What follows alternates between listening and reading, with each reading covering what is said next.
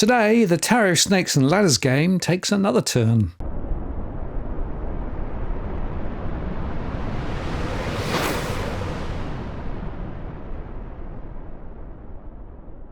Hello again, it's Martin North from Digital Finance Analytics, one of this post covering finance and property news.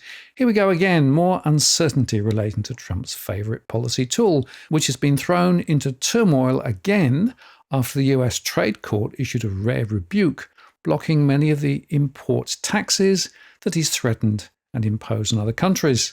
A panel of 3 judges at the US Court of International Trade in Manhattan issued a unanimous ruling on Wednesday, which sided with the Democrats-led states and small businesses that accused Trump of wrongfully invoking an emergency law to justify the bulk of his levies, declaring that the Trump administration had wrongly invoked a 1977 law in imposing his Liberation Day tariffs on dozens of countries, and they were therefore illegal. And it also extended that ruling to previous tariffs levied on Canada, Mexico, and China over the security of the US border and trafficking in fentanyl. The court gave the administration 10 days to effectuate its order, but didn't spell out any steps it must take to unwind the tariffs. The US Trade Court is part of the nation's federal court system and was created by Congress to handle specialized disputes around trade, including tariffs. Decisions are appealed on the same track as rulings from district courts, meaning a challenge by Trump would go to a federal appeals court and then the US Supreme Court. As with other federal courts, the judges are appointed by sitting presidents. The decision is one of the biggest setbacks in court for Trump amid a wave of lawsuits over executive orders testing the limits of presidential power. Others are challenging Trump's mass firings of federal workers, restrictions on birthright citizenship, and efforts to slash federal spending already approved by Congress. The judges rejected the government's argument that Trump had authority to unilaterally issue tariffs under a law intended to address financial transactions during national emergencies. The ruling was a so-called summary judgment, meaning a final victory for the plaintiff in lower court without the need for a trial. The Trump administration immediately said that it would appeal, putting the fate of the tariffs in the hands of an appellate court and potentially the Supreme Court. The ruling doesn't affect Trump's first-term levies on many imports from China or sectorial duties planned already imposed on goods, including steel, which are based on a different legal foundation that the Trump administration may now be forced to make more use of to pursue its tariff campaign. US importers paid a record $16.5 billion in tariffs in April, and Trump's aides have said they expected that to rise in the coming months. But if the decision holds, it would be just a matter of days to eliminate the new 30% UF tariffs on imports from China, 25% tariffs on goods from Canada and Mexico, and 10% duties from most other goods entering the US. This would equate to around $12 billion in duties, which might be struck down. A White House spokesman dismissed the ruling as one made by unelected judges who should not have the power to decide how to properly address a national emergency. Trump has invoked national emergencies ranging from the US trade deficit to overdose deaths to justify many of his tariffs.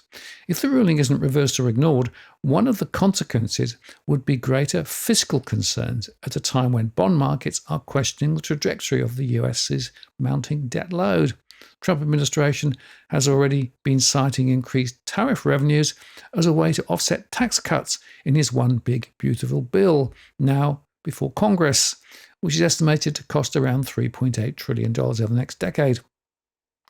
Major trading partners, including China, the European Union, India, and Japan, that are in negotiations with the Trump's administration must now decide whether to press ahead in efforts to secure deals or slow walk talks on the bet that they now have a stronger hand. The Japanese chief cabinet secretary said at a press conference on Thursday morning in Tokyo that the government will thoroughly examine the content of the ruling and its implications and respond appropriately. And Australia's Minister for Trade and Tourism, Don Farrell, said the government will continue to engage and strongly advocate for the removal of tariffs, which he described as unjustified. Also thrown into doubt will be the outlines for a trade deal that Trump reached with the UK earlier in May. That potential pact calls for the imposition of a 10% US tariff on all imports from the UK that would be null and void if Wednesday's decision endures. New York Governor Kathy Hochul hailed the ruling on social media. We can assume any tariff negotiations will slow to a crawl for now, remembering that the bulk of the measures were already pushed down the road in response to recent market ructions. Significantly, the court also ruled that Trump couldn't just impose tariffs as leverage in a negotiation. Creating leverage is not a legitimate use of tariffs. A provision of the 1974 Trades Act gives presidents the power to impose tariffs of up to 15% for up to 150 days, though only in the event of a balance of payments crisis, which Trump may not want to declare given the current nervous state of bond markets. Trump's team will probably explore other statutes to try to get tariffs back on the table, but the ruling clearly brings the prospect of yet another sharp U-turn in US tariff policies and more short-term questions and headaches for firms and market participants. No surprise then that the markets reacted, as they have continued to shift since Trump announced the so-called reciprocal levies in a sweeping executive order on April the 2nd. Since then, trillions of dollars in market value have been shed and then regained amid weeks of delays, reversals, and announcements about potential trade deals, particularly with China.